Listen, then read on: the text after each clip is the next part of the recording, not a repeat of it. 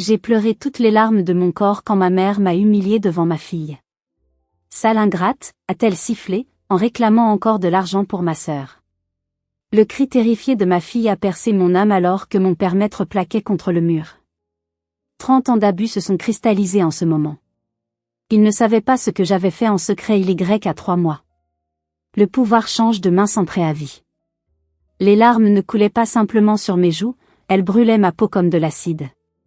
C'était un mardi soir pluvieux à Nantes, le genre de soirée où l'on ne souhaite qu'une chose, la chaleur d'un foyer paisible.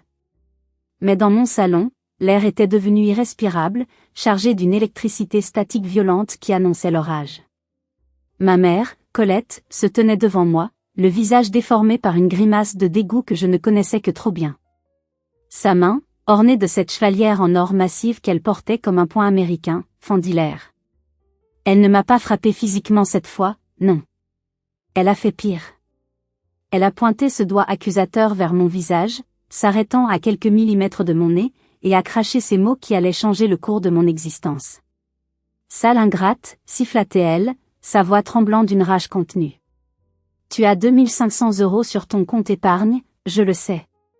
Et tu oses laisser ta petite sœur dans la détresse? Tu te crois supérieure à nous parce que tu as ce petit appartement minable? Tu n'es qu'une égoïste, Sandrine. Une misérable égoïste qui laissera sa propre famille couler pour s'acheter des vêtements hors de prix. Je suis restée figée, le souffle coupé. Manon, ma fille de 8 ans, était assise à la table de la cuisine, ses devoirs éparpillés devant elle. Elle avait lâché son stylo. Ses grands yeux bruns allaient de sa grand-mère à moi, remplis d'une terreur pure. Maman, je t'ai déjà dit, ai-je balbutié, ma voix se brisant sous le poids de l'humiliation. Cet argent, c'est pour l'école de Manon. C'est pour ses cours de soutien. Je ne peux pas. Je ne peux pas encore payer les dettes d'Élodie. C'est là que tout a basculé. Avant que je puisse reculer, mon père, Bernard, qui était resté silencieux sur le canapé jusqu'à présent, s'est levé d'un bond. C'était un homme lourd, aux mains épaisses habitué au travail manuel, mais ce soir-là, il n'avait rien d'un père. Il a traversé la pièce en 2 enjambées et m'a saisi par les épaules. La violence du geste m'a propulsé en arrière. Mon dos a heurté le mur du couloir avec un bruit sourd, faisant trembler les cadres photos accrochés là. Tu vas écouter ta mère, a-t-il hurlé, son visage si proche du mien que je pouvais sentir l'odeur rance du tabac froid et du vin rouge. Ses doigts s'enfonçaient dans ma chair, me clouant sur place, m'empêchant de respirer, m'empêchant de fuir. On t'a élevé, on t'a nourri, et c'est comme ça que tu nous remercies? En nous regardant de haut? Maman! Le cri a déchiré l'air. C'était Manon. Elle s'était levée, renversant sa chaise. Elle ne pleurait pas encore, elle hurlait de peur pure. Lâche-la! Papy, lâche maman! Bernard ne s'est même pas retourné. Il a resserré sa prise, me secouant comme une poupée de chiffon. La douleur dans mes épaules était aiguë, mais elle n'était rien comparée à la douleur de voir ma fille témoin de cette scène.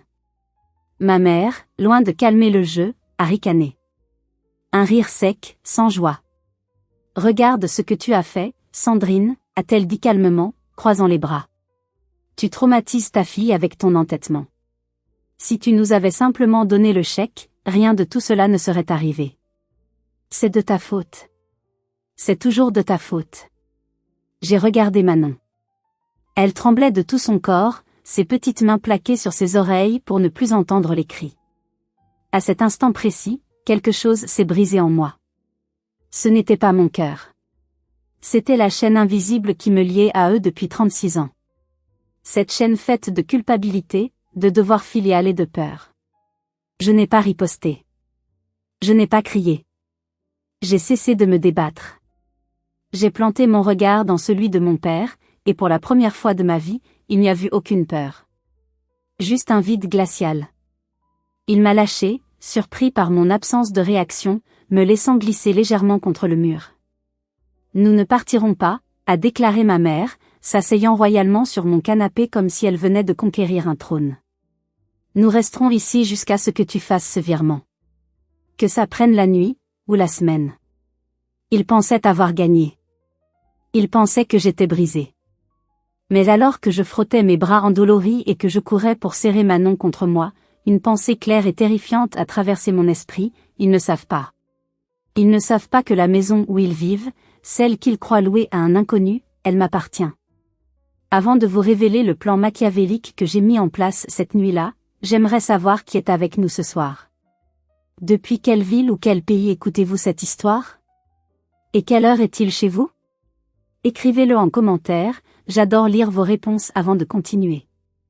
Pour comprendre pourquoi je n'ai pas appelé la police à la seconde où mon père m'a lâché, il faut comprendre l'emprise qu'ils avaient sur moi. C'est un poison lent, distillé goutte à goutte depuis l'enfance. Je m'appelle Sandrine, j'ai 36 ans, et je suis infirmière libérale. Mon métier, c'est ma vie. Je passe mes journées sur les routes de Nantes, à monter et descendre des escaliers d'immeubles sans ascenseur, à soigner des escarres, à faire des toilettes, à tenir la main de patients en fin de vie. Chaque euro que je gagne est le fruit d'un effort physique et émotionnel intense. Je me lève à 5 heures du matin, je rentre souvent après 20 heures. Mes mains sont gercées par le gel hydroalcoolique, mon dos me fait souffrir, mais je suis fière. Je suis fière d'offrir à Manon une vie stable, loin de la précarité dans laquelle j'ai grandi. Et puis, il y a Élodie. Ma sœur. Élodie a 30 ans. Elle est belle, c'est indéniable. Elle a hérité des traits fins de ma mère, de cette aisance sociale qui me fait défaut. Mais Élodie n'a jamais travaillé plus de 3 mois d'affilée. Elle se définit comme créatrice de contenu sur Instagram.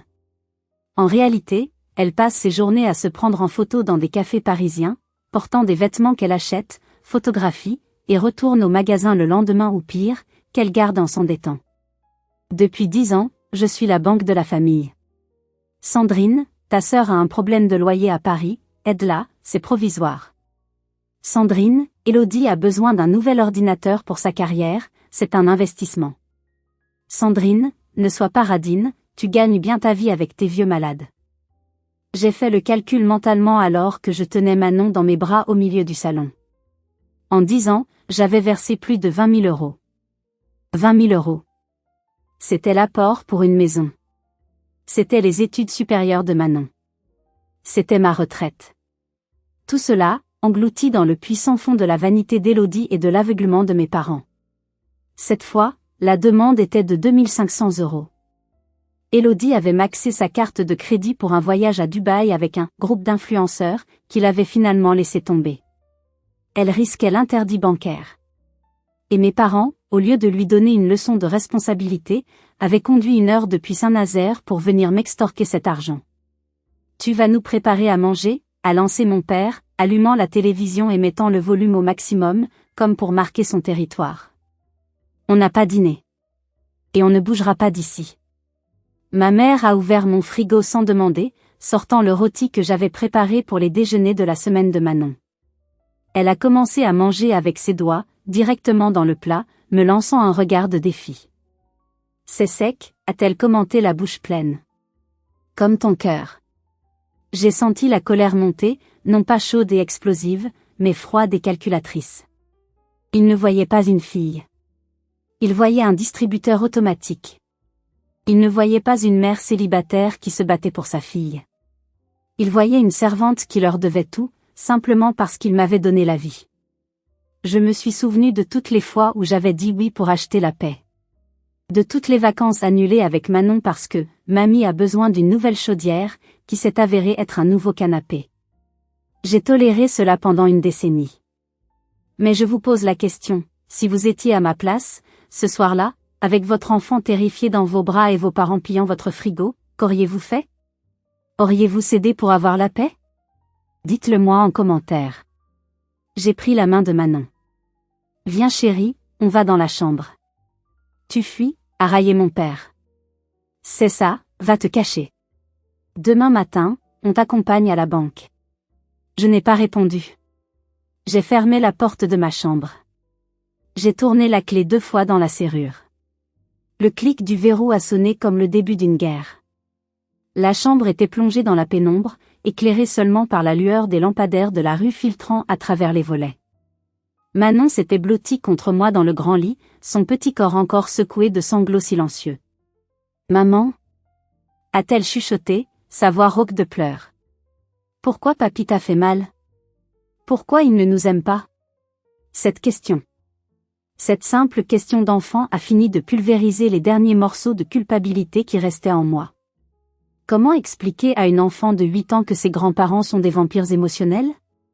Ce n'est pas de ta faute, mon ange, ai-je murmuré en caressant ses cheveux. Ils sont malades.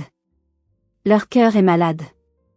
Mais je te promets une chose, plus jamais ils ne te feront peur. Plus jamais. J'ai attendu. J'ai attendu que les bruits dans le salon s'apaisent. J'ai entendu la télévision s'éteindre vers minuit.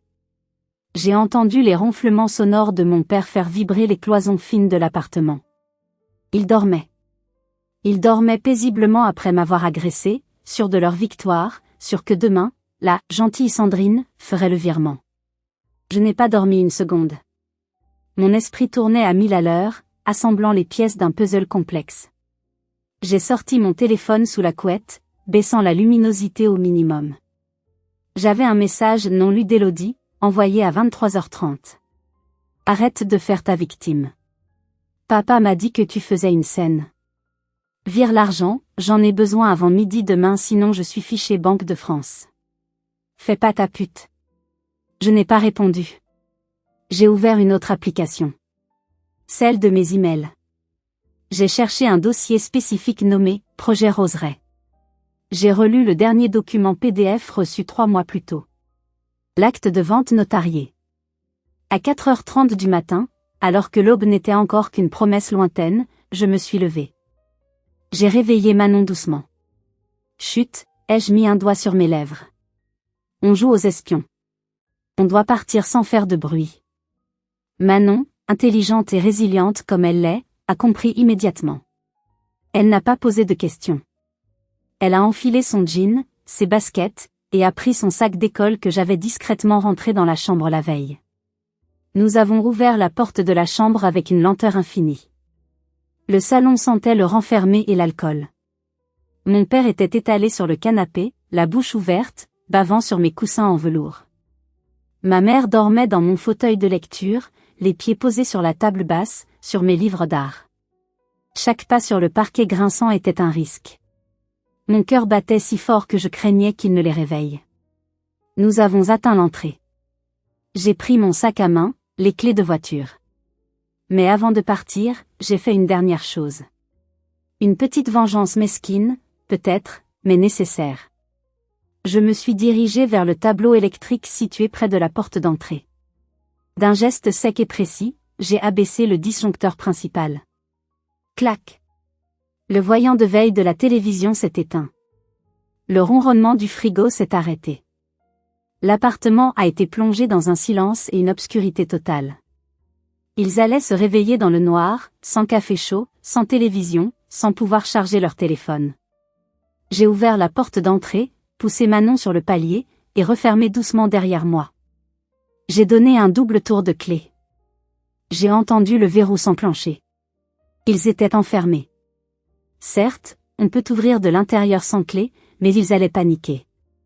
Une fois dans la voiture, alors que nous roulions dans les rues désertes de Nantes sous une pluie fine, j'ai regardé le rétroviseur. Mon immeuble s'éloignait. « On va où maman ?» a demandé Manon. « À l'école ?» « D'abord, on va voir le docteur, ai-je dit, ma voix calme, tranchante comme de l'acier. Et ensuite, on va voir la police. » Ce que mes parents ignoraient, alors qu'ils dormaient dans mon appartement sans électricité, c'est que leur expulsion avait déjà commencé dans ma tête. Et elle allait être impitoyable. L'hôpital CHU de Nantes à 6h du matin est un endroit étrange, un mélange de fatigue et d'urgence. Je n'étais pas là en tant qu'infirmière cette fois, mais en tant que patiente. C'était la démarche la plus difficile que j'ai jamais eu à faire. Admettre qu'on est victime de sa propre famille, c'est briser un tabou. C'est admettre que les gens qui sont censés vous aimer le plus sont ceux qui vous détruisent. Le médecin urgentiste, un homme jeune aux yeux cernés, m'a examiné. J'ai dû baisser ma chemise pour lui montrer mon épaule. Elle était déjà virée au violet sombre, la marque des doigts de mon père imprimée dans ma chair comme une signature de possession. Sur ma joue, la griffure de la bague de ma mère avait séché, formant une ligne rouge croûteuse. C'est une agression domestique, a-t-il demandé doucement, le stylo suspendu au-dessus de son rapport. J'ai avalé ma salive, ravalant les larmes qui menaçaient de revenir. J'ai regardé Manon, assise sagement sur une chaise en plastique, dessinant des fleurs noires sur un carnet. Oui, ai-je dit. Mes parents. Il n'a pas jugé. Il a simplement noté. Il a pris des photos. Il a rédigé un certificat médical décrivant les contusions et, plus important encore, le choc psychologique. Il a même noté l'état de stress de Manon. Ces papiers étaient mon armure. À 8 heures, nous étions au commissariat central. L'odeur de café froid et de vieux papiers me prenait à la gorge. L'officier qui a pris ma déposition était un homme d'une 50aine d'années, l'air blasé. Au début, il ne semblait pas très intéressé. Vous savez, madame, les disputes familiales, ça se règle souvent mieux autour d'une table qu'au tribunal, a-t-il grommelé en tapant lentement sur son clavier. Vous voulez vraiment porter plainte contre vos parents? Pour une dispute d'argent? J'ai senti la colère monter. Il ne comprenait pas. Il pensait que c'était une simple querelle. Ce n'est pas une dispute, monsieur, ai-je dit fermement. C'est une extorsion. Une violation de domicile. Et des violences physiques. Il a soupiré, sceptique. C'est votre parole contre la leur. C'est là que j'ai sorti mon téléphone. La veille, alors que ma mère commençait sa tirade, j'avais eu le réflexe, presque inconscient, d'activer l'enregistreur vocal dans ma poche. Écoutez ça. J'ai posé le téléphone sur le bureau et appuyé sur lecture. La voix stridente de Colette a rempli le petit bureau vitré. Sale ingrate. Tu n'es qu'une égoïste. Je regrette de t'avoir mise au monde. Si tu ne donnes pas l'argent, on ne partira jamais, on te pourrira la vie jusqu'à ce que tu cèdes. Puis le bruit sourd. Le cri de Manon. Lâche-la. Papy. Le visage de l'officier a changé. Il a cessé de taper. Il a écouté jusqu'au bout, jusqu'au silence terrifiant qui a suivi l'agression. Il a relevé les yeux vers moi, et toute trace de cynisme avait disparu. Il y avait du respect, et peut-être un peu d'horreur. D'accord, a-t-il dit, sa voix devenue professionnelle et grave. On ne parle plus de dispute.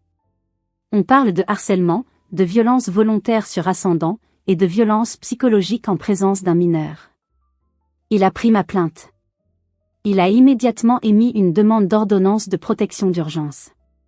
Nous allons envoyer une patrouille à votre domicile pour les faire évacuer, a-t-il déclaré. Ils n'auront plus le droit de vous approcher, ni vous, ni votre fille. En sortant du commissariat, le soleil tentait de percer les nuages gris. Je me sentais légère, d'une légèreté vertigineuse. J'avais lancé la machine judiciaire. Mais je savais que ce n'était que la première étape. La justice est lente, mais ma vengeance, elle, était déjà prête. Je me suis assise dans ma voiture, j'ai vérifié que Manon était attachée, et j'ai sorti mon téléphone pour passer un appel. Pas à ma famille. Mais à maître Nathalie Giraud, mon avocate, et gestionnaire de ma société civile immobilière. Allô, Nathalie, ai-je dit quand elle a décroché. C'est l'heure. Lance la procédure d'expulsion pour les locataires de Saint-Nazaire. Oui, mes parents. Ils ont 3 mois de loyer impayé. Je ne leur fais plus de cadeaux. J'ai raccroché avec un sourire froid. Ils voulaient jouer au pouvoir? Ils allaient découvrir qui tenait vraiment les rênes. Pour que vous compreniez l'ampleur de ce qui allait se passer, je dois vous révéler ce que mes parents ignoraient totalement. Ce secret, je l'avais gardé précieusement, imaginant le jour où je leur annoncerais avec joie, voyant leur visage s'illuminer. Quelle ironie! Mes parents habitaient une petite maison ouvrière à Saint-Nazaire depuis 20 ans. Ils étaient locataires. Ils n'avaient jamais su gérer leur argent, tout partait dans les apparences, les voitures neuves à crédit, et les caprices d'Élodie. Ils n'avaient jamais rien acheté. Il y a 3 mois, le propriétaire de leur maison, un vieux monsieur gentil nommé Monsieur Dupuis, m'avait contacté.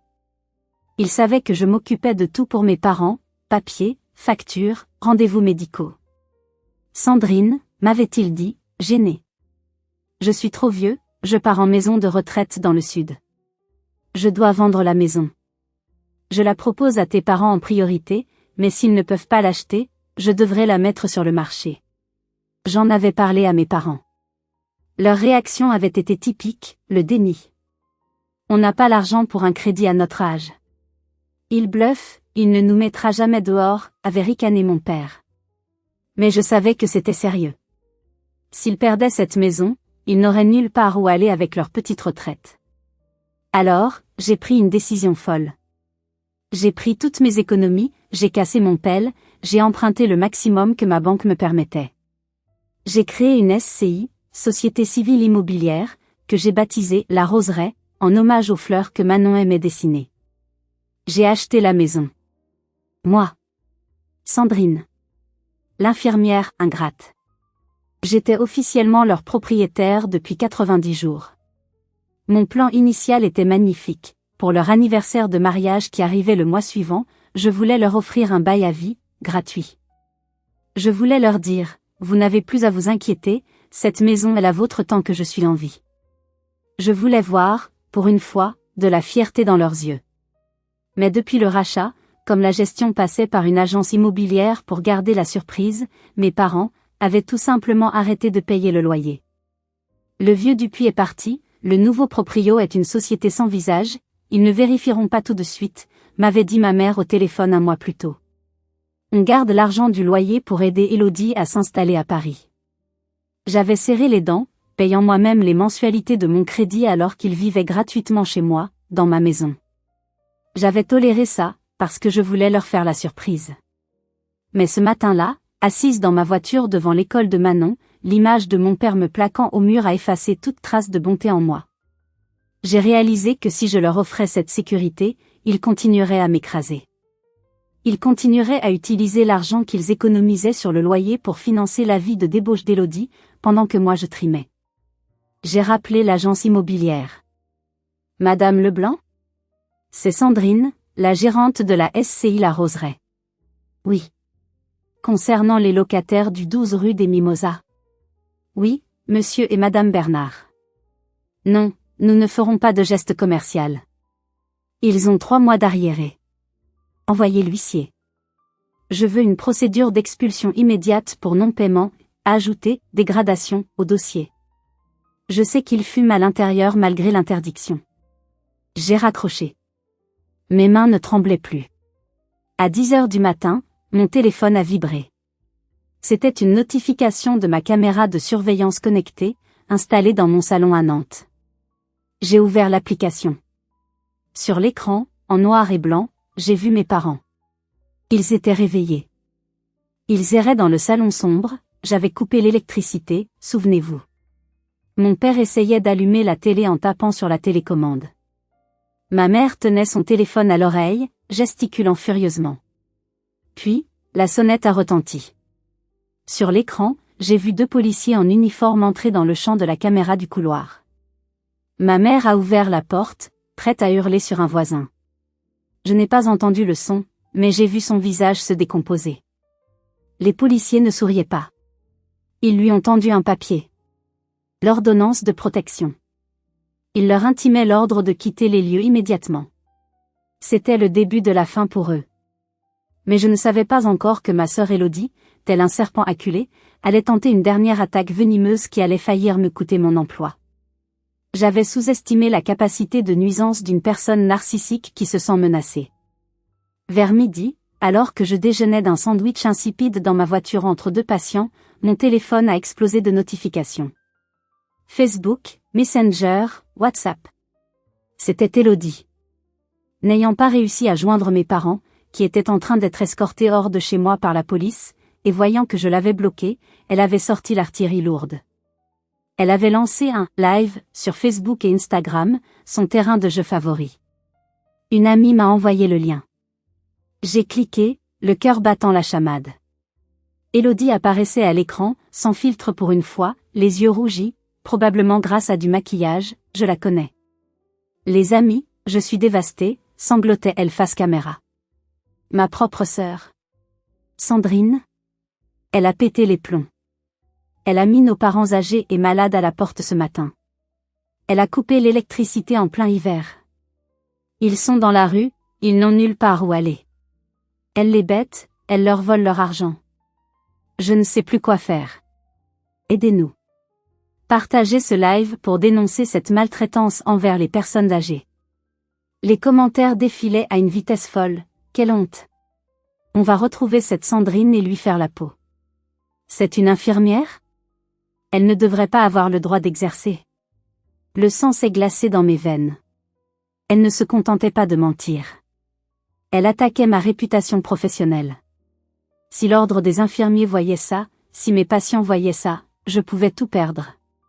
Et elle ne s'est pas arrêtée là. À 14 heures, mon téléphone professionnel a sonné. C'était la coordinatrice de mon cabinet de soins infirmiers. Sandrine? Sa voix était tendue. On reçoit des appels bizarres. Des gens qui disent avoir vu une vidéo. Et, quelqu'un a appelé l'ordre pour signaler une suspicion de maltraitance sur tes patients âgés. C'est ta sœur qui a appelé. Elle dit que tu voles les médicaments des vieux. J'ai dû m'arrêter sur le bas-côté. J'avais envie de vomir. Élodie savait exactement où frapper. Elle savait que mon intégrité était tout pour moi. Elle était prête à détruire ma carrière, mon seul moyen de subsistance, simplement parce que je n'avais pas payé ses vacances. C'était une déclaration de guerre totale. J'ai pris une grande inspiration. J'ai pensé à Manon. J'ai pensé à mon père me plaquant au mur. J'ai pensé à la maison que j'avais achetée pour eux. La Sandrine d'hier aurait paniqué. Elle aurait appelé Élodie en pleurant, aurait supplié, aurait peut-être même payé pour que ça s'arrête. Mais la Sandrine d'aujourd'hui était morte la veille au soir, tuée par le mot « ingrate ». J'ai dit à ma collègue, ne t'inquiète pas. C'est de la diffamation pure. J'ai les preuves. J'arrive au cabinet avec mon avocate et le rapport de police de ce matin prouvant que je suis la victime. Je n'ai pas répondu sur les réseaux sociaux. Pas encore. J'ai laissé Élodie s'enfoncer. J'ai laissé ses mensonges s'accumuler. Plus elle parlait, plus elle creusait sa tombe juridique. J'ai fait une capture d'écran de chaque commentaire, de chaque menace. J'ai enregistré sa vidéo. Puis, j'ai envoyé un message à Maître Giraud, ajouté une plainte pour diffamation publique et dénonciation calomnieuse contre Élodie. Et pour mes parents, accélérer l'expulsion.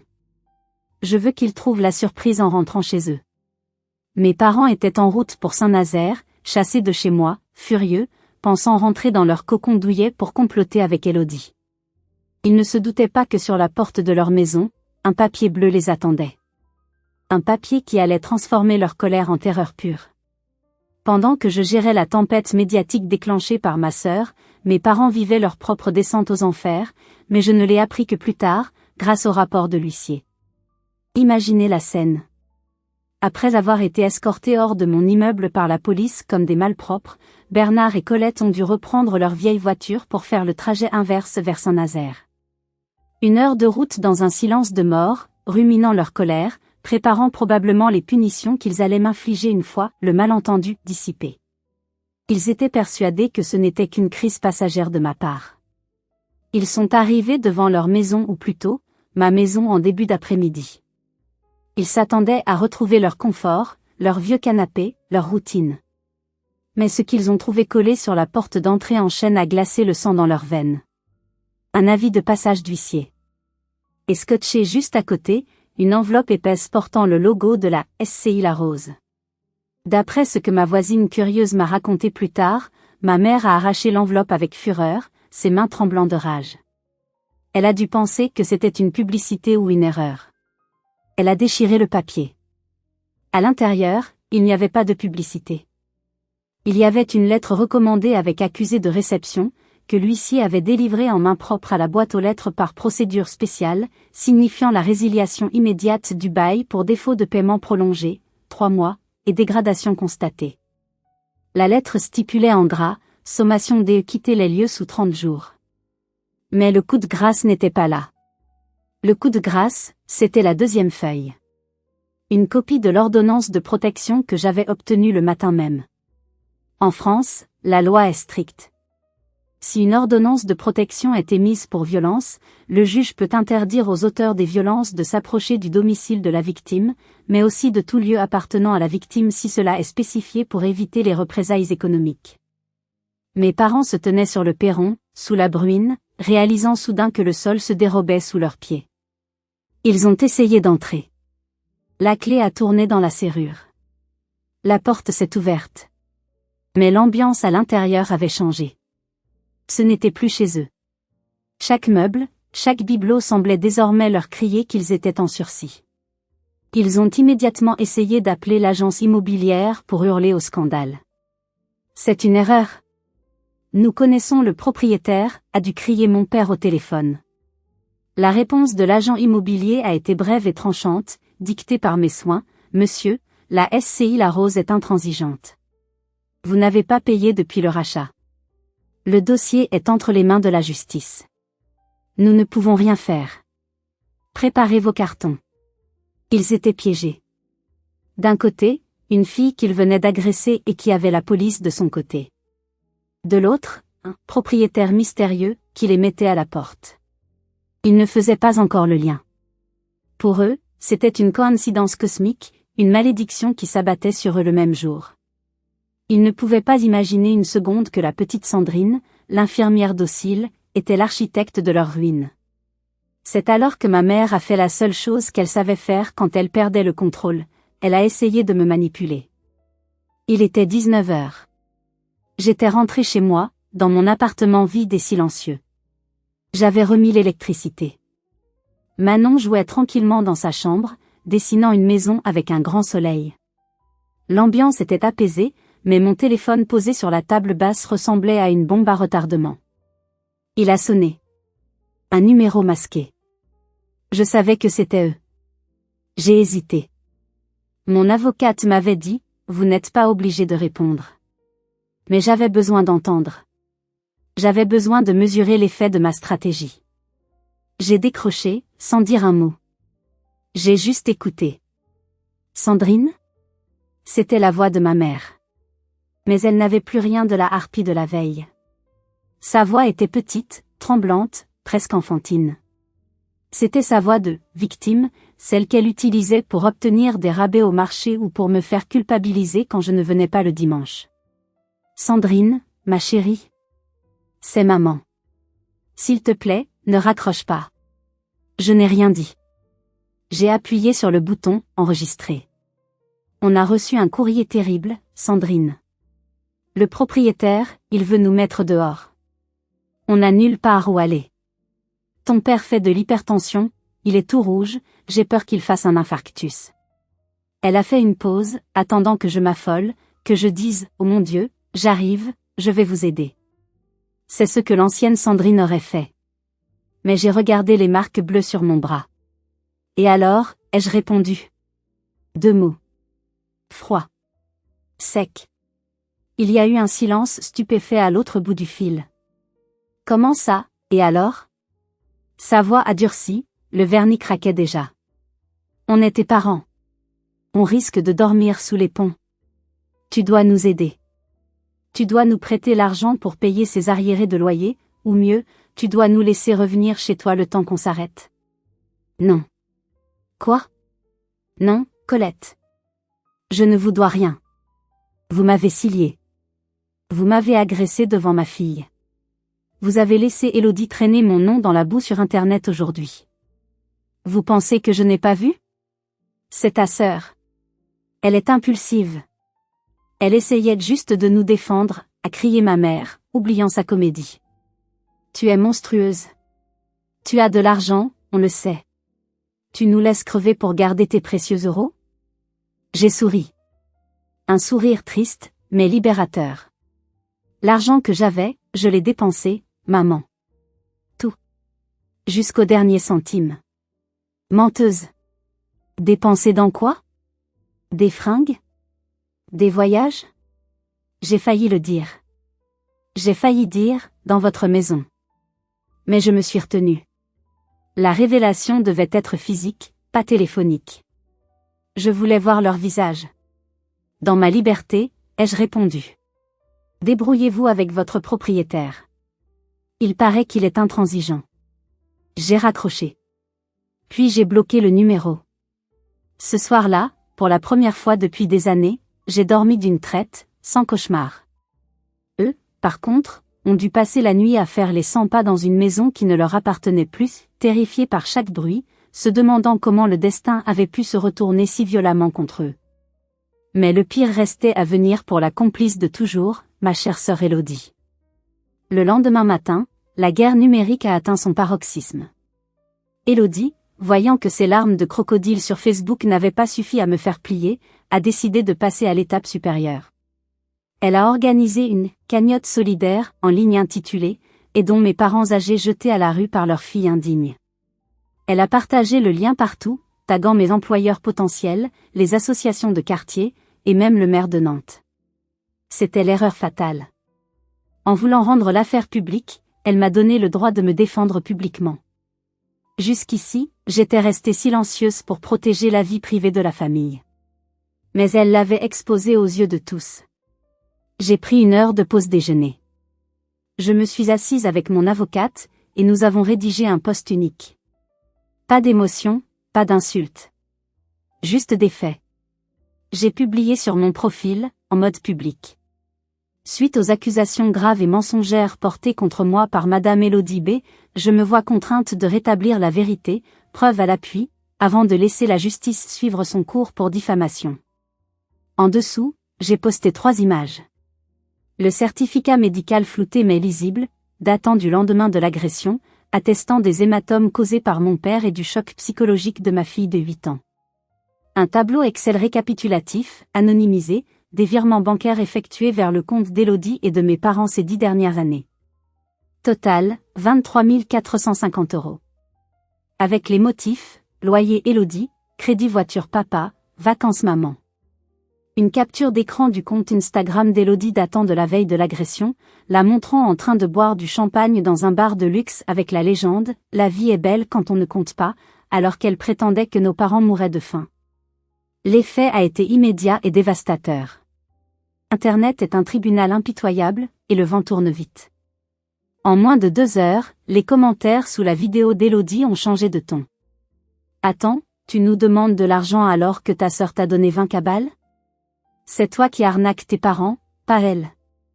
Honte à toi de manipuler des gens pour payer ton luxe. » La cagnotte a été signalée pour fraude et fermée par la plateforme. Mais le coup de grâce est venu du monde réel. Élodie, qui se vantait d'avoir décroché un petit partenariat avec une boutique de vêtements locale à Nantes, a reçu un appel public de la marque « Nous ne nous associons pas aux harceleurs familiaux ». Le contrat est rompu. Vers 16 heures, j'ai reçu un dernier message d'Élodie. Pas sur Facebook, mais par SMS, depuis le téléphone d'un ami car je l'avais bloqué partout. T'es contente ? Tu as tout gâché. Je te hais. Papa et maman avaient raison, t'es qu'une sorcière. J'ai souri en lisant le message. Elle ne comprenait toujours pas. Je n'avais rien gâché. J'avais simplement allumé la lumière, et les cafards s'étaient mis à courir. Il ne restait plus qu'une étape. La dernière. La confrontation finale. Les 30 jours du préavis d'expulsion touchaient à leur fin. Le mois qui a suivi a été le plus long de ma vie, mais aussi le plus calme. Mes parents, acculés, n'ont pas osé venir me voir, bloqués par l'ordonnance de protection et la peur de la police. Ils sont restés dans la maison de Saint-Nazaire, ignorant les cartons, espérant un miracle.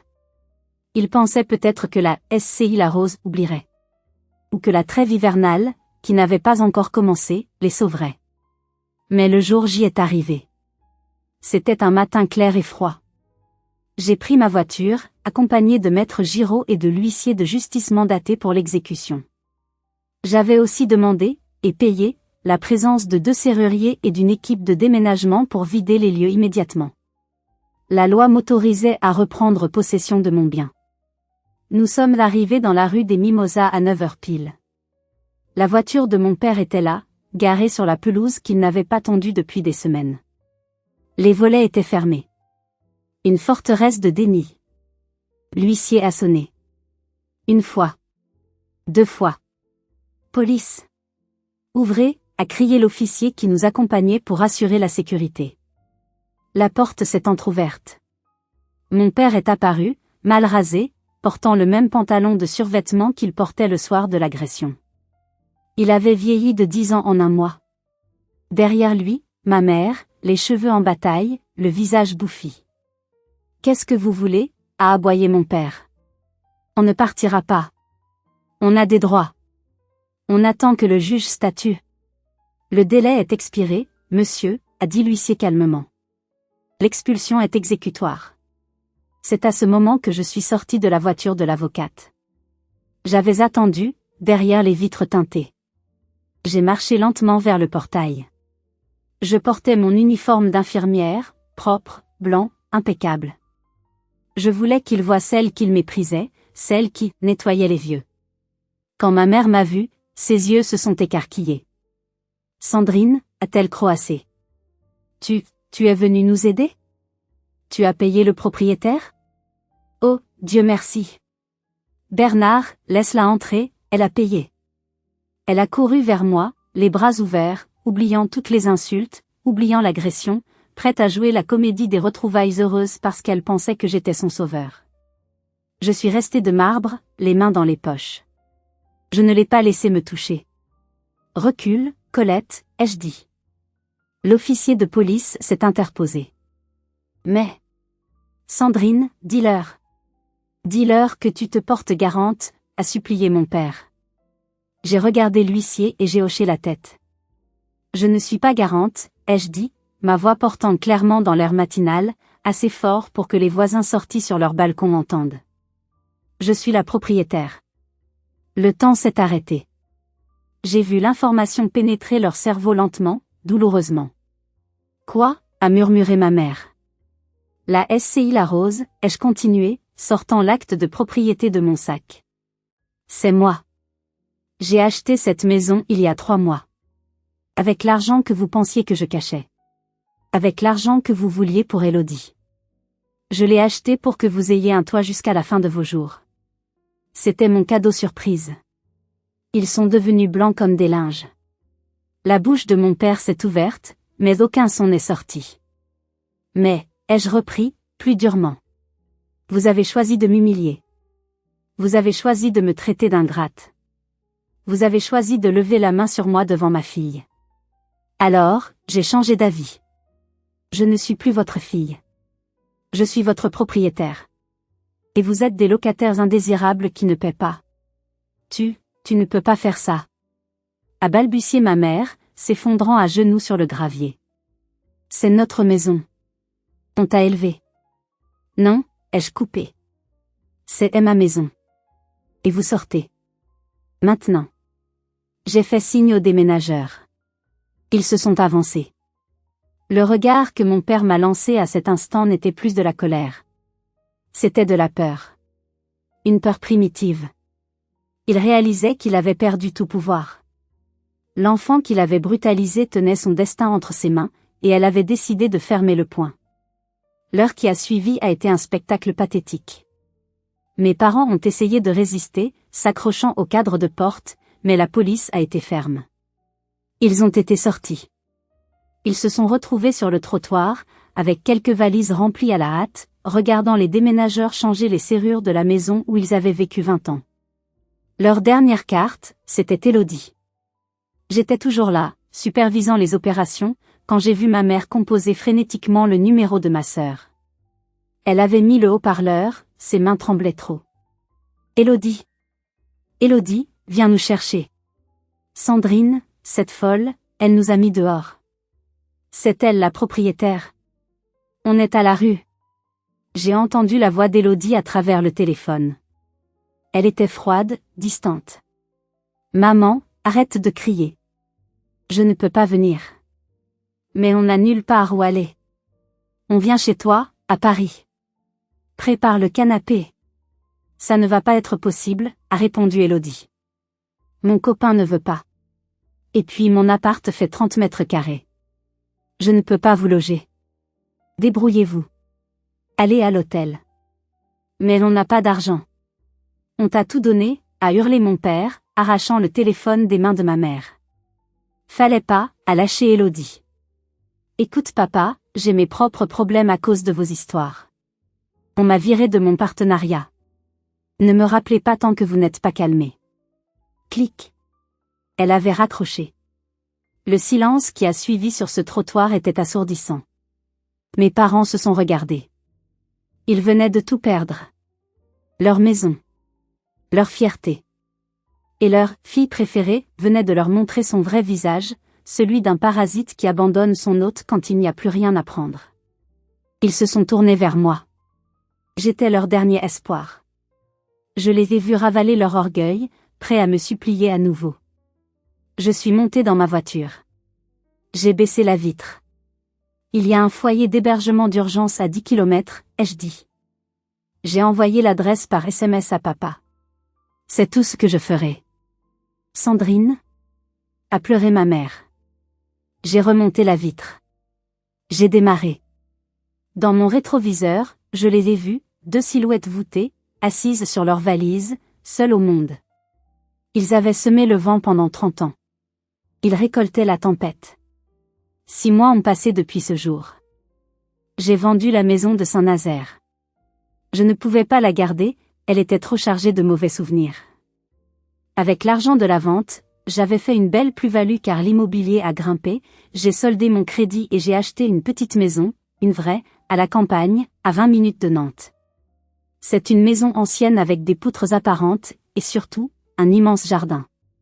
Aujourd'hui, c'est dimanche. Je suis assise sur ma terrasse, une tasse de café à la main. Manon court dans l'herbe avec notre nouveau chiot. Elle rit. C'est un rire clair, sans peur, sans retenue. Elle ne fait plus de cauchemars. Elle ne demande plus pourquoi papy et mamie ne l'aiment pas. Elle sait qu'elle est aimée par la personne qui compte le plus, moi.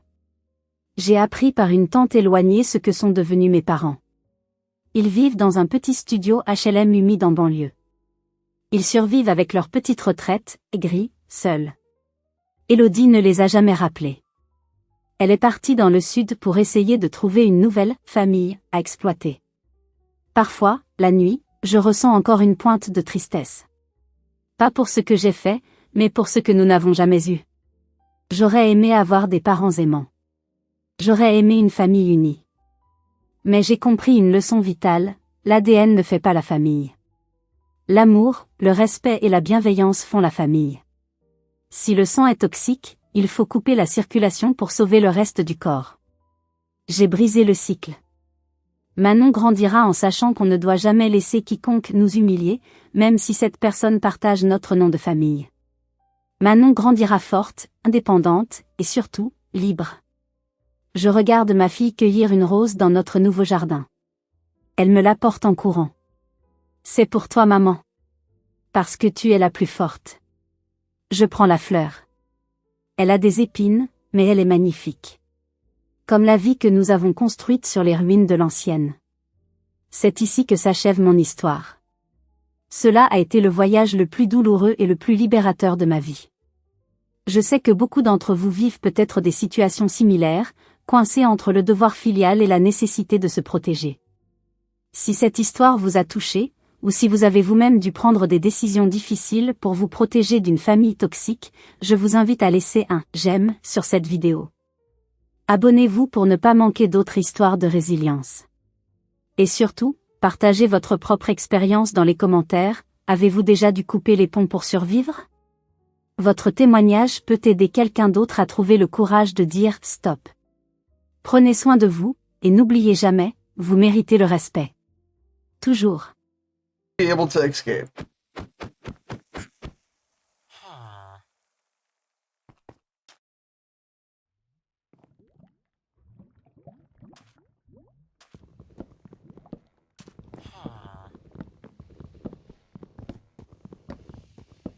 Oh, it's a cat. Cats kill the chickens.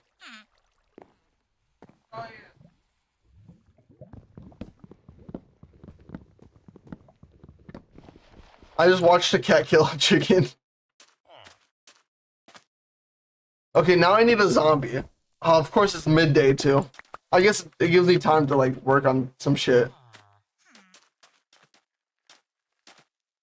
Make sure he sticks to that bed. So all I need is an iron farm for now, and then once I'm done with the iron farm, I can literally just take the villages out.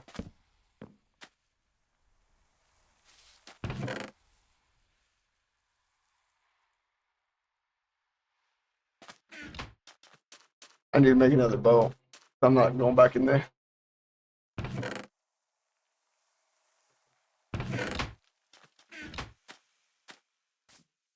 Right side. I got a farm.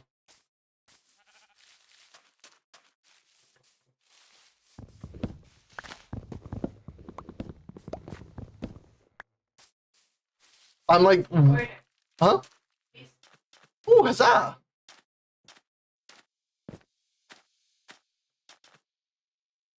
I'm hoping this shit works.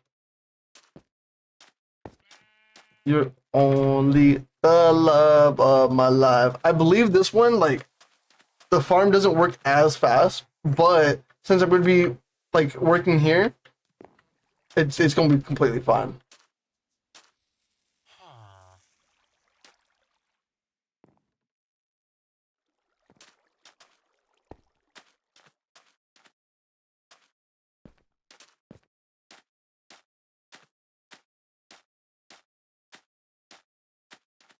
Frick this, what am I doing? Working on a weekend like usual.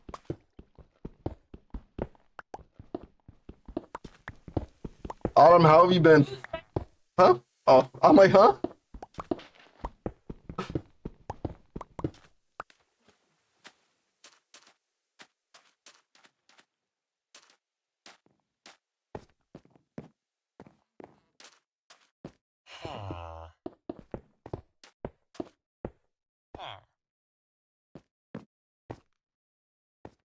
Oh, I need to go one more down. Spin around. I feel that. I feel that.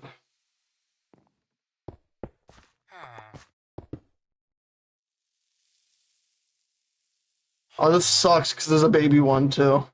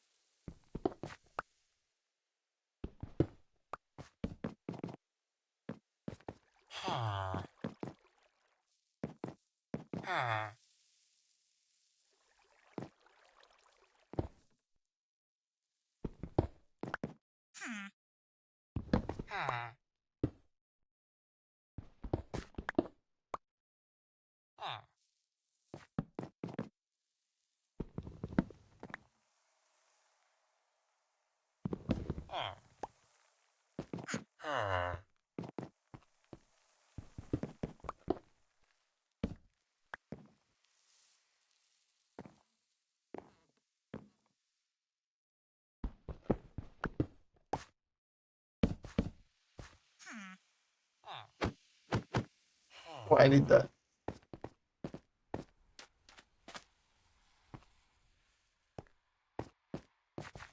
That's mine. That's my fishing pole.